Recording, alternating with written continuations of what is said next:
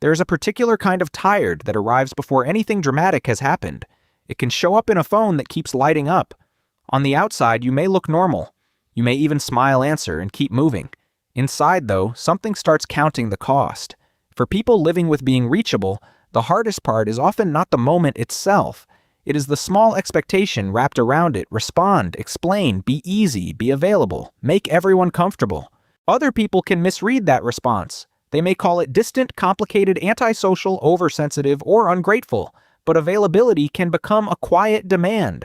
That does not make every retreat healthy, and it does not mean one label explains a whole person. It simply means behavior has a context. Sometimes the thing that looks like a personality flaw is a person trying to create enough room to hear themselves think. Think about the ordinary version of this. You notice the message, the invitation, the question, the expectation. Your body answers before your words do. Your shoulders tighten. You rehearse a reply. You wonder how much of yourself this moment will require. None of that has to mean you dislike people. It may mean your attention has already been divided all day, and one more demand feels larger than it looks from the outside. Modern life is especially good at turning small moments into open tabs. A notification can remain emotionally unfinished. A family question can follow you into the kitchen. A casual plan can become a performance of being the right kind of friend. The issue is not that connection is bad. Connection can be nourishing. The issue is that connection without choice can begin to feel like surveillance obligation or a test you never agreed to take. For many adults, this pattern also has a history. Maybe being easy to manage once felt safer than having needs. Maybe the people around you rewarded the version of you that was useful, cheerful, quick, or low maintenance. Maybe nothing was said directly. You simply learned to read the room. Those early lessons do not determine your future, but they can explain why a tiny request now carries an old emotional weight. This is why self-recognition matters more than self-accusation.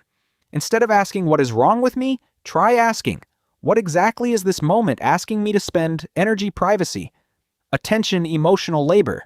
The answer may be surprisingly practical. You may need a quieter evening, a clearer boundary, more time before answering, or a way to connect that does not require performing at full volume. There's also a quiet social pressure around being reachable. People often treat the visible behavior as the whole story. They see the delayed reply, the shorter answer, the declined invitation, or the careful expression.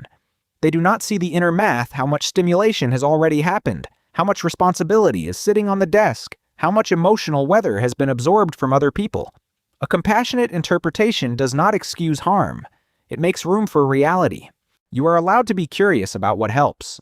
Some people need a transition ritual, a walk around the block, 10 minutes with the phone face-down music that asks nothing, a shower, a locked door, or a cup of tea before re-entering conversation.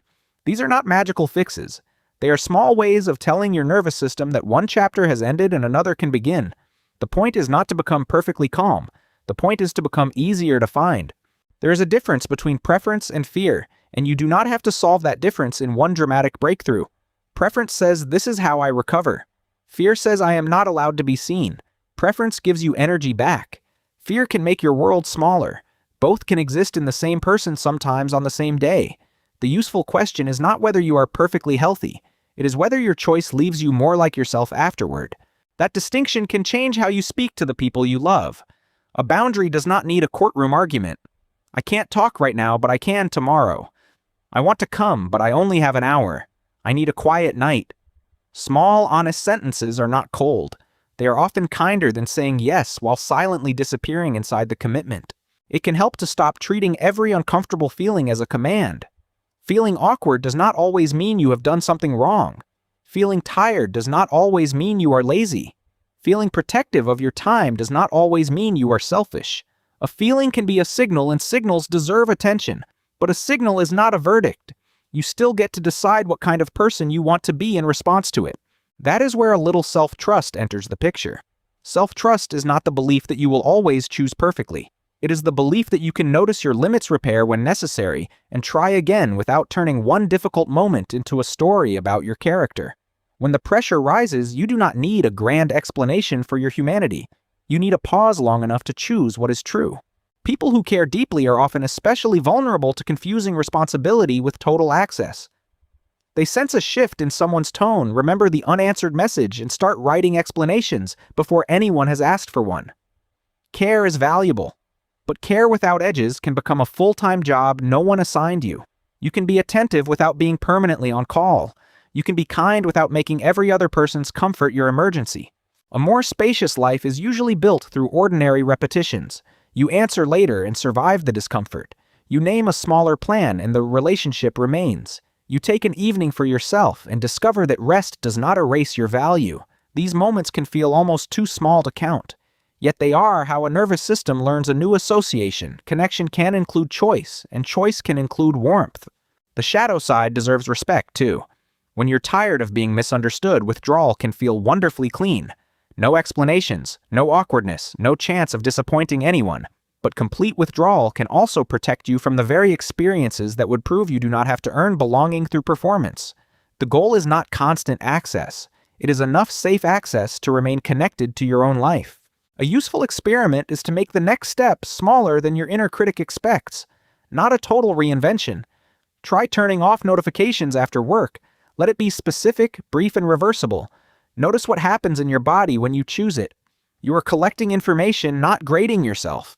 Over time, these small choices can teach you that boundaries are not walls, and closeness does not have to be exhausting. This matters because adulthood often rewards people for looking endlessly adaptable.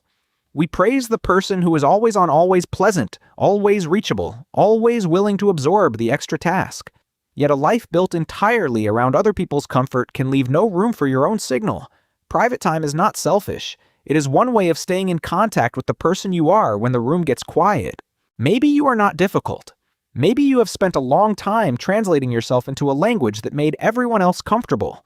The next chapter is not becoming louder, tougher, or more available than you are. It is learning which forms of connection let you stay present without abandoning yourself. That is not a retreat from life. It is a more honest way back into it. If this feels familiar, notice the moment you most want to edit, hurry, or disappear this week and ask what it is trying to protect. Deeply Wired is for general education and reflection, not diagnosis or mental health treatment.